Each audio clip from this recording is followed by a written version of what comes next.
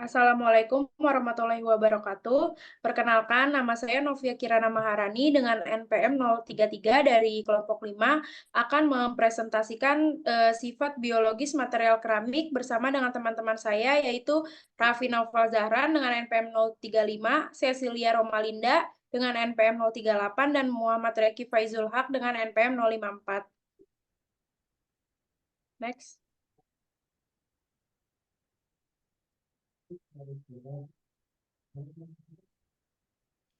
Untuk pembahasan yang pertama yaitu mengenai biokramik. Biokramik merupakan material yang paling banyak digunakan sebagai bahan implan karena memiliki sifat biokompatibilitas yang lebih baik terhadap tubuh dibandingkan dengan biomaterial lainnya, terutama sebagai material implan pada tulang dan gigi.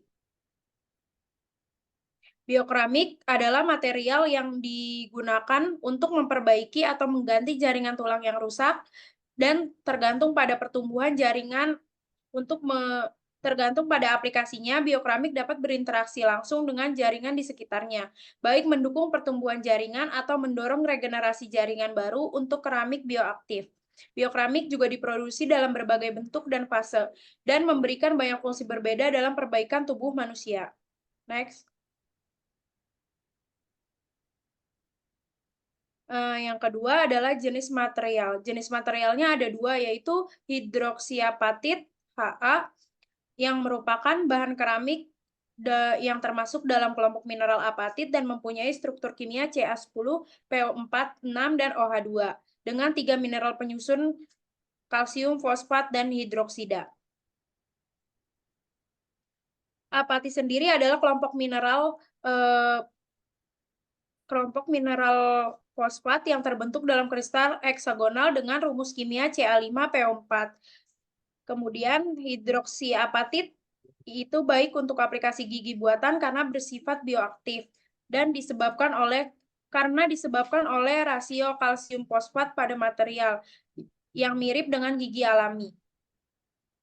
Untuk bahan jenis material yang kedua yaitu alumina. Alumina merupakan bahan keramik canggih yang disukai banyak produsen karena berbagai sifatnya seperti kemampuan isolasi, ketahanan terhadap korosi, dan kekerasan ekstrim.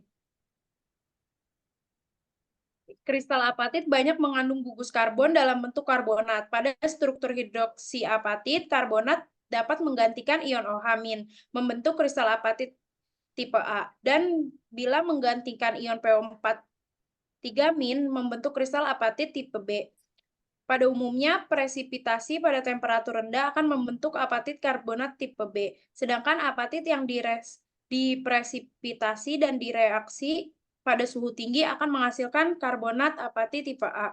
Senyawa apatit merupakan jenis keramik yang dapat disintesis dan diimplankan ke dalam tubuh manusia, dan Ha merupakan kristal apatit yang sangat stabil yang biasa diimplankan sebagai pengisi gigi atau filler. Untuk bahan keramik alumina juga mengandung komponen implan ortopedi karena bersifat alfa, membentuk struktur kristal stabil. Alumina juga sukses dalam komponen ortopedi yang ditandai dengan konfigurasi heksagonalnya yang terdapat atom Al dan O dengan membentuk ikatan kimia ionik dan kovalen yang kuat. Untuk penjelasan selanjutnya, aplikasi material keramik akan disampaikan oleh rekan saya Cecilia Romalinda. Baik, untuk aplikasi dari material keramik sendiri, di sini ada gigi buatan yang dimana itu adalah perangkat mekanis yang dirancang untuk memperbaiki fungsi dan penampilan mulut.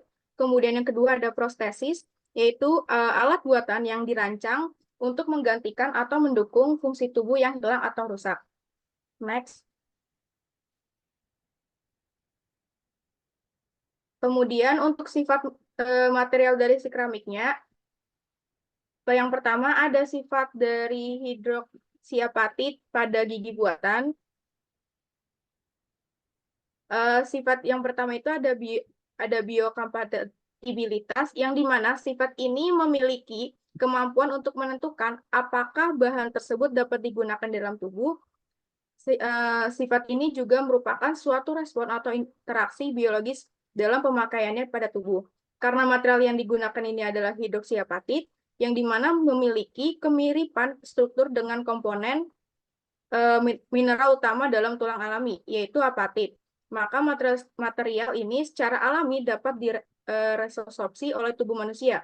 Ini berarti bahwa seiring waktu, apatit dalam gigi buatan dapat secara bertahap terurai dan digantikan oleh tulang baru yang tumbuh di sekitarnya. Sebuah material dikatakan biokompatibilitas ketika bahan tersebut tidak membahayakan pulpa dan jaringan lunak, tidak mengandung bahan toksik, dan tidak mengandung bahan toksik yang dapat berdifusi dan terlepas atau diabsorpsi oleh sistem sirkulasi, dan bebas dari agen yang dapat menyebabkan reaksi alergi, tidak berpotensi sebagai bahan karsigonik atau menyebabkan kanker.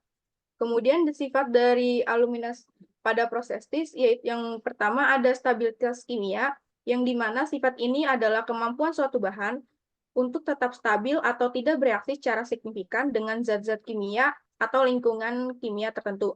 Karena kenapa sifat ini ada? Karena alumina memiliki reaktivitas yang rendah, ketahanan terhadap larutan air, ketahanan terhadap asam basa, dan ketahanan terhadap oksidasi, sehingga si alumina ini stabil secara kimia di lingkungan tubuh, sehingga ia tidak bereaksi dengan cairan tubuh atau zat kimia lainnya yang dapat menyebabkan perubahan negatif dari pada jaringan sekitarnya. Kemudian sifat lainnya dari alumina pada prostesis adalah sifat ketahanan terhadap korosi, yang dimana sifat ini memiliki kemampuan untuk melawan kerusakan atau reaksi berbahaya akibat reaksi kimia dengan lingkungan sekitarnya. Sifat ini disebabkan oleh adanya lapisan oksida tipis yang menempel sangat kuat di permukaan alumina. Sifat ketahanan terhadap korosi yang dimaksud itu adalah alumina yang merupakan material sangat keras dan tidak dapat bereaksi dengan air atau kelembapan. Dan juga ini tidak terpengaruh oleh pH tubuh. Sehingga si alumina ini menjadi pilihan yang tepat untuk prostesis, yang dimana membutuhkan sifat tersebut karena prostesis sendiri sering digunakan dalam tubuh manusia, dan di tubuh manusia ini berisi cairan dan zat kimia. Next. Selanjutnya akan dilanjutkan oleh teman saya, Raffi. Ya, baik. Nah, di sini ada pengujian biokompatibilitas pada gigi buatan. Adapun cara-caranya, yang pertama itu dituangkan setiap rekat yang diuji sebanyak 0,5 mili ditempatkan dalam cawan Petri dengan 3 ml medium RPMI 1640 yang ditambah dengan 20% fbs untuk mendapat larutan. Kemudian kedua, cawan Petri kemudian ditempatkan dalam inkubator dan disimpan selama 5 hari dalam kondisi kultur standar. Setelah 5 hari, larutan dipindahkan ke plat kultur jaringan. Kemudian masing-masing perekat gigi tiruan ditempatkan ke dalam 3 lubang dan 1 lubang diisi dengan media murni sebagai kontrol negatif untuk dijadikan kelompok kontrol K. Kemudian kultur fibroblast dibuat pada media yang disiapkan dengan cara ini dengan menempatkan sekitar 100.000 sel dari saluran pertama. Plat kultur dipindahkan ke inkubator yang ditetapkan pada parameter standar dan diinkubasi selama 72 jam. Setelah itu, uji eksklusi pewarna tripan biru digunakan untuk menentukan jumlah sel yang hidup atau mati. Tripan biru adalah molekul 960 Dalton yang kedap membran sel dan oleh karena itu hanya memasuki sel dengan membran yang rusak. Kemudian yang terakhir itu ada menghitung fibroblast yang hidup dan nekrotik dengan menggunakan mikroskop cahaya transmisi terbalik dan hemosimeter kaca sehingga didapatkan sel hidup tidak berwarna dan sel nekrotik yang berwarna biru. Next.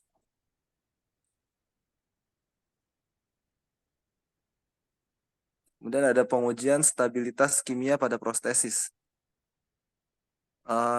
Caranya itu, yang pertama itu pengaturan cairan tubuh dan prostesis.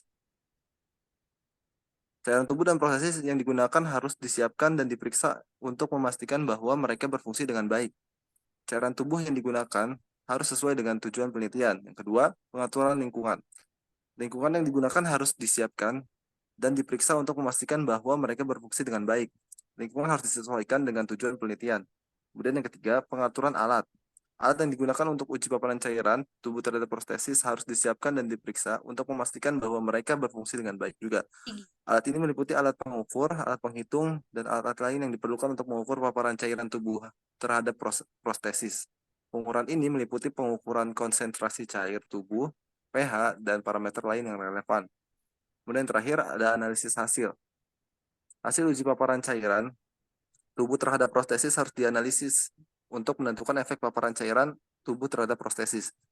Analisis ini dapat dilakukan dengan menggunakan software yang sesuai dan membandingkan hasil dengan standar yang ada.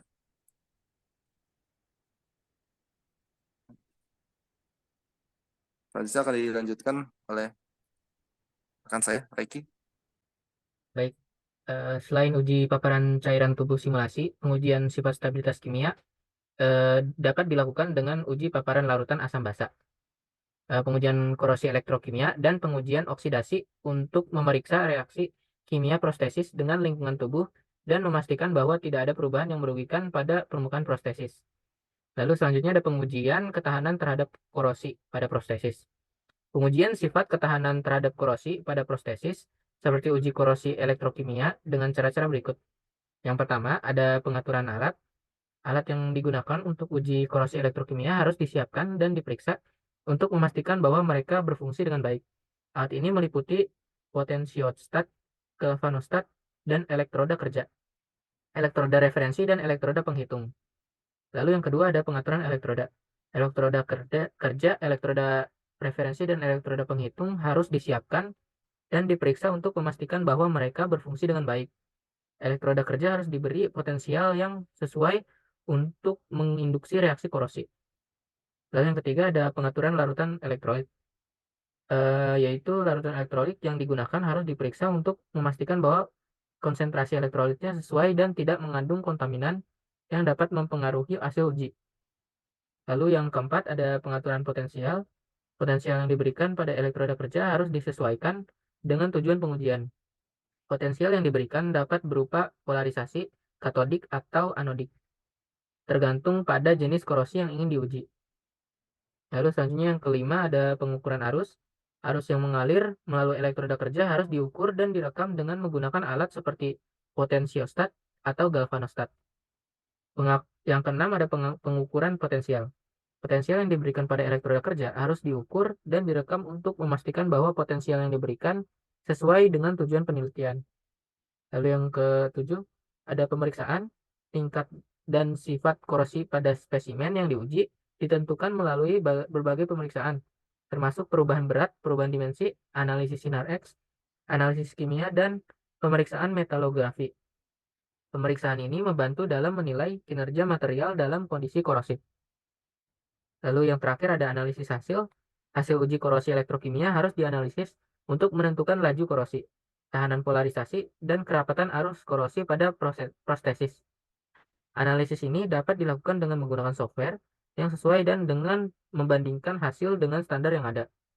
Selain uji korosi elektrokimia, pengujian sifat ketahanan terhadap korosi dapat dilakukan dengan uji korosi kering dan basah, uji kausan, dan uji akselerasi korosi.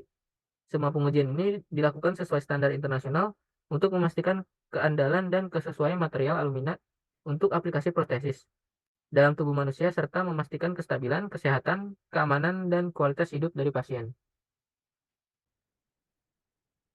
Baik, mungkin itu saja dari kami tentang dari kami kelompok 5 teknologi keramik. Wassalamualaikum warahmatullahi wabarakatuh.